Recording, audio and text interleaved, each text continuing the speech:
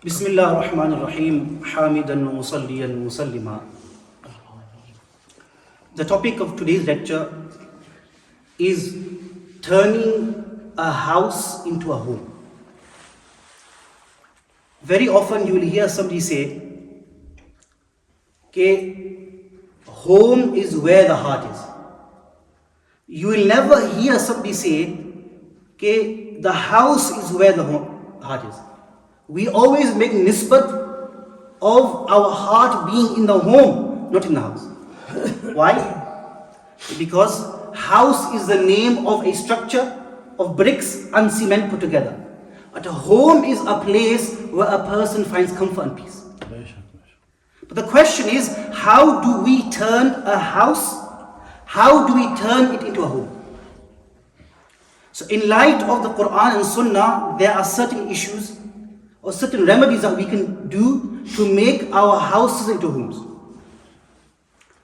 The first one, there's a hadith in Musnad Ishaq bin Rahway where Hazrat Aisha radiallahu anha was asked, how was the Messenger sallallahu alayhi wasallam? Now bearing in mind, Huzur alayhi salatu wasalam in one given time had 9 wives. He was the Nabi of Allah sallallahu alayhi wasallam. His concern was the entire ummah. And that's why in Shama'il Tirmidhi it mentions that Huzur alayhi salam was always da'im al-fiqh. His concern for the ummah was continuous. And this is a hadith we hear from our brothers in Tabligh. The fikr and concern and gham of the Messenger sallallahu alayhi wasallam was continuous. He was always worried about the ummah. He was concerned about the iman of the ummah. He wanted his uncle Abu Talib to accept Islam. He wanted Abu Jahl, Abu Lahab, even his arch enemies, he wanted them that they be gifted with the gift of Iman Islam. Now my friends, many of us who work full-time jobs, what happens, we come home, something has gone on at work, we come home and we bring the issue of work into our homes. So we are stressed out because of work, and the stress we bring it into our homes, and who sees the effect of the stress? Our wife and children. And this is why it's very important, as soon as we come to the door of our home, we leave our stress of work at the doorstep and we enter our homes like the Messenger sallallahu alaihi wasallam. And how would he enter the home? Allahu Akbar. Hazrat Aisha says, radiallahu anha, that he was cheerful and always smiling. This is how we turn a house into a home. That the father, the head of the house, despite his responsibilities, despite his stress, despite his anxiety, he realizes that if I enter the home with the stress on my head, it's going to have a negative impact on my wife and children. So he leaves all of these issues at the door. Secondly, you read Bismillah and you read the dua of entering the home. Allahumma inni as'aluka khayr al-mawlid. What is the benefit of reading dua before we enter the home? There's a hadith in Sahih Muslim. Huzur alayhi salatu wasalam said, when a person enters the home and reads Bismillah, Shaitan says to the other shayateen, he has taken the name of Allah, today you have no place to stay. But if a person enters the home and does not take the name of Allah subhanahu wa ta'ala, Shaitan says to the other shayateen that today you have a place to stay. And my friends, what happens when Shaitan spends the night in our homes? Jagre, fasad. Look at the beautiful prescription of Sharia. That if you want to save yourselves from Shaitan staying with you and causing friction between husband and wife, as you enter the home, read Bismillah. Thirdly, And this is something we need to teach our children. The Messenger sallallahu alayhi wa alihi wasallam, when talking to Anas radiallahu anhu, he said, "Oh Anas, oh my son, whenever you enter the home, give salam. It will be a means of blessings for you and your family." I remember when I was a child, this is something my parents inculcated to me. Okay, the first thing you do when you come home, give salam loudly. Like, I am seeing in the younger generation, okay, this is being lost now, children. They enter home and the first thing they ask for is food or iPad. We need to inculcate this in our children. Okay, beta, the first thing you do is you give salam. Alhamdulillah, in this madrasa here as well, this is something that we have inculcated. Okay, as soon as the child comes up into the class, he has to come and say Assalamu alaikum. And this will not only have an impact in terms of tarbiyah for himself in madrasa, but this will teach him that when he goes home, the first thing he says Assalamu alaikum. But today, all of us are complaining that our homes are void of barakah. Huzur alayhi salatu wasalam is giving us a prescription. If you want barakat in your home, the first thing you do is say Assalamu alaikum when you enter the home.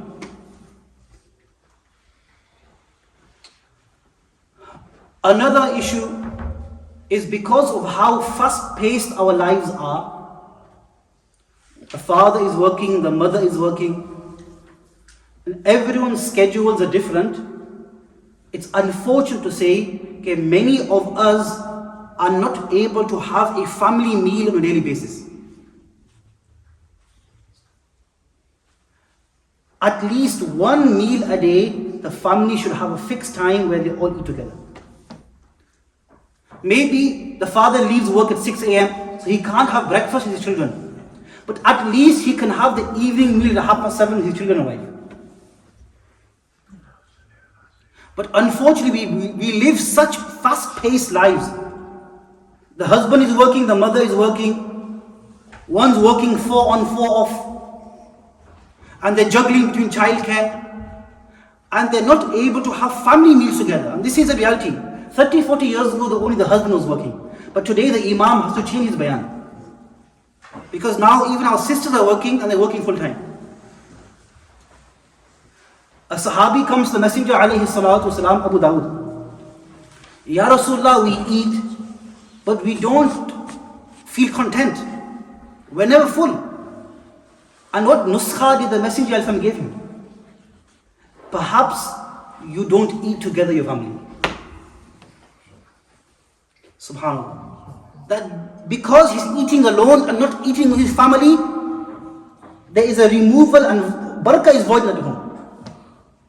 If you eat with your family, Allah Ta'ala will place barakah in your food. Even a small amount will fill you up.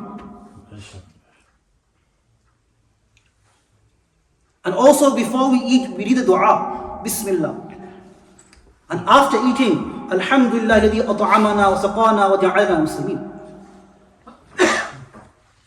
Hadith of Sahih Muslim, a person who does not take the name of Allah subhanahu wa ta'ala before eating, shaitan partakes in your food.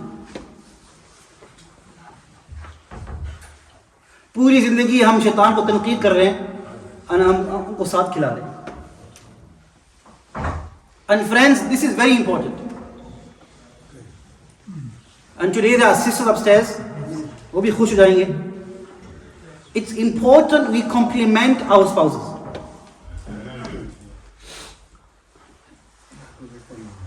Imam Sahab gave a bayan कि compliment the food of your wife. So the brother went home, he was married for 15 years. His wife brings the food out, he tastes it and he compliments. Wah wah, mashallah.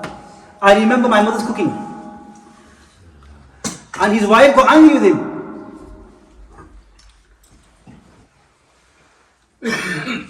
Why are you angry? I'm complimenting your food. And she said, 15 years I've been cooking for you, not once you compliment my food. Today food has come from the neighbors, you complimented. But we need to get into the habit of complimenting our wives. And sometimes ऊंच नीच हो जाती है. Sometimes there may be extra salt, less salt, zyada march, less march. Lekin my friends, a woman who cooks you over 700 meals a year, ek do mein galti ho jaye bardasht karo. And rather, there's a story about a pious person, and many people, Allah Ta'ala has given them high ranks of wilayat, of nobility, because of how they were with their wives. So one day a pious person was given some food and it was extra salty. He ate it without any complaint. And when his wife tasted the food, she said, "Oh, my husband has had 2 rotis. He not complained here." So she asked his husband, "Why did you not tell me there was extra salt in the food?" And what did he reply? He said, "We have been married for 20 years. For 20 years your food has been perfect. I've never complained. You made food beyond my imagination. And now once food has gone wrong, why should I complain?" And this goes the same for the wives as well. The husbands, they work 40 hours a week just to put food on the table.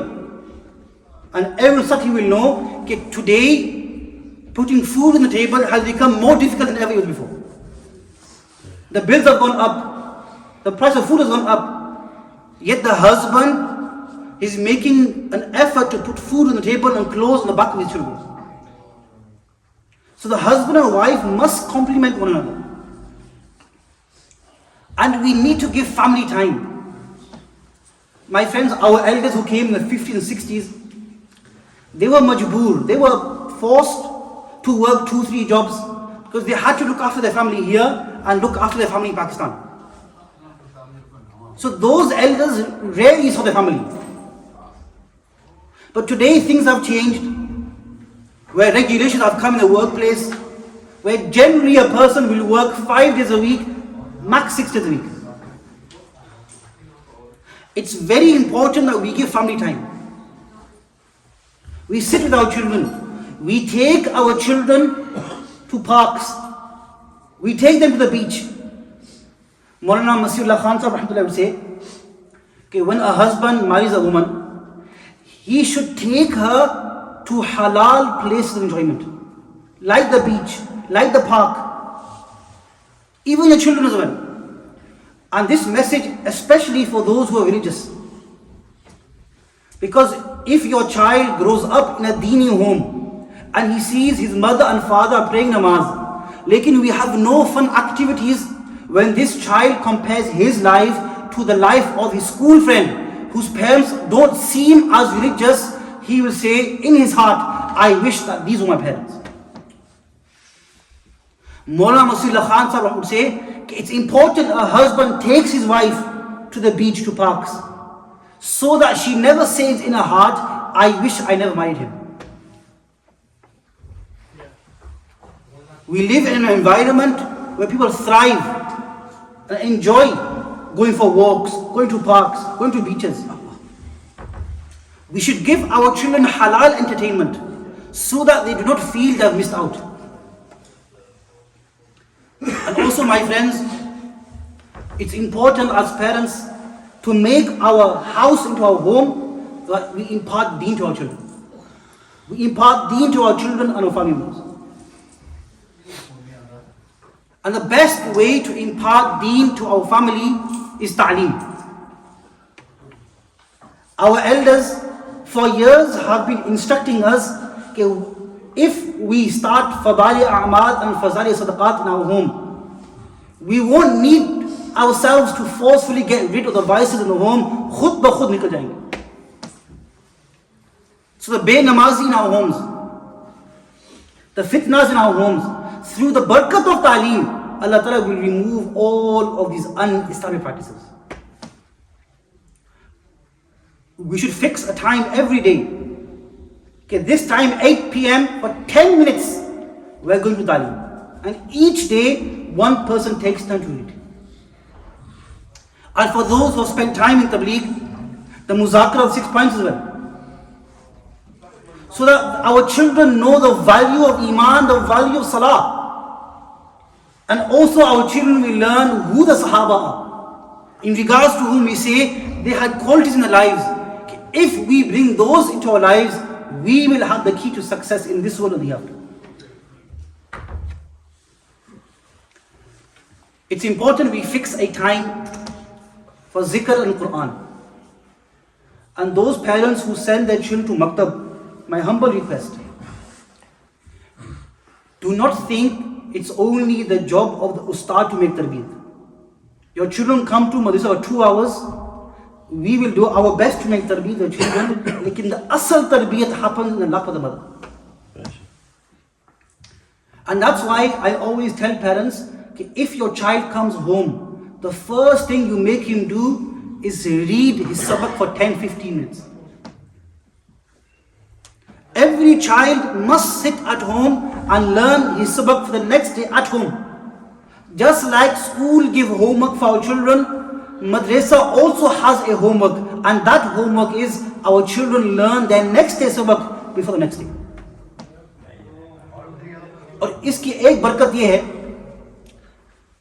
कि if our children only read the Quran in madrasa, when they leave madrasa at the age of 16, they will not have formed the habit of reading Quran at home. Lekin if every single day we tell our child that tomorrow Ustadji has given you 1 page sabak, sit here before food and read that 1 page 5 times. My friends, even when this child leaves madrasa, he will have inculcated the habit of reading Quran at home. और दूसरी बात, my friends, speak to your children. I was out with somebody and बहुत फख्र के साथ उन्होंने कहा कि जब when my car parks up outside my home, all of my children run upstairs. फख्र के साथ, when I come home, my children run upstairs. दिल में मैंने सोचा, is this something upon which you are फख्र? कि your children are so scared of you, they run upstairs. बाप वो है कि when the child hears your car pull up, they run to the door. This is कामयाब father. We should not be proud कि our children are scared of us. Adab अपनी जगह, एहतराम अपनी जगह. You know, in maktab here, I encourage the children कि बेटा, when you talk to your ustadji or your parents, yani, don't say yes, जी कहनी. मोना मान साहब भी मौजूद है, हमसे पूछ ले. 12 साल का बच्चा एक हफ्ते के बाद आया कि मौलाना, I was talking to my mom and I said ji to her. तो अम्मी ने कहा कि 10 साल से आपने यही कहा, जी कहां से कहा? यानी अदब, हम अदब यहां सिखा रहे हैं लेकिन उसका नतीजा घर में देख रहे हैं. और आखिरी बात, 2 बात मैं कहता हूं, फिर अज़ान और सुन्नत पढ़ लें. It's very important we restrict screen time for our children. 2 साल की बच्ची, and the first thing she cries about when she wakes up is iPad. Many of you will know that those people who invented Apple and invented the iPad, वो खुद कह रहे हैं, Steve Jobs खुद कहा उसने कि I have not given my children, and even now Tim Cook, the CEO of Apple, even he has said, I do not give Apple products to my children. बनाने वाले खुद कह रहे हैं कि हम ये चीजें अपने बच्चों नहीं देते. And today, just because the mother is busy cooking and the father is doing emails, बच्चों को छुप रखने के लिए हमको iPad दे रहे हैं. My friends, this iPad and TV and phone बच्चों के लिए जहर है, जहर. और science says today कि if a child is exposed to long periods of time on an iPad, it affects the child's intellectual capability. And today, alhamdulillah, we have scouts, Muslim scouts. मैं कहता हूँ कि भाई, send your children to scouts, because our children are locked up in their rooms all day. Take them to parks, get them involved in scouts. When I was younger, there was no, scouts weren't as famous. Like, alhamdulillah, now we have Muslim scouts, and they're teaching our children skills for life. This will get our children out of the home and off the streets. और आखिरी बात, as you all know, alhamdulillah, I've been here for a year. और मकतब के बारे में एक गुजारिश थी. Many of you have heard of Mufakkir Islam, Maulana Abul Hasan Ali Nadwi, rahmatullah alayhi. Hindustan ke bahut bade alim the, Nadwa ke. He was so accepted even in the Arab world. Even till today, the books he wrote in Arabic are used as a learning guide for Arabic. Non-Arab wrote books on how to learn Arabic. जब वो फौत हुए, his janaza was written in Haram Sharif, Ghaibana. And he also won the King Faisal Award. यानी इतना बड़ा आदमी था.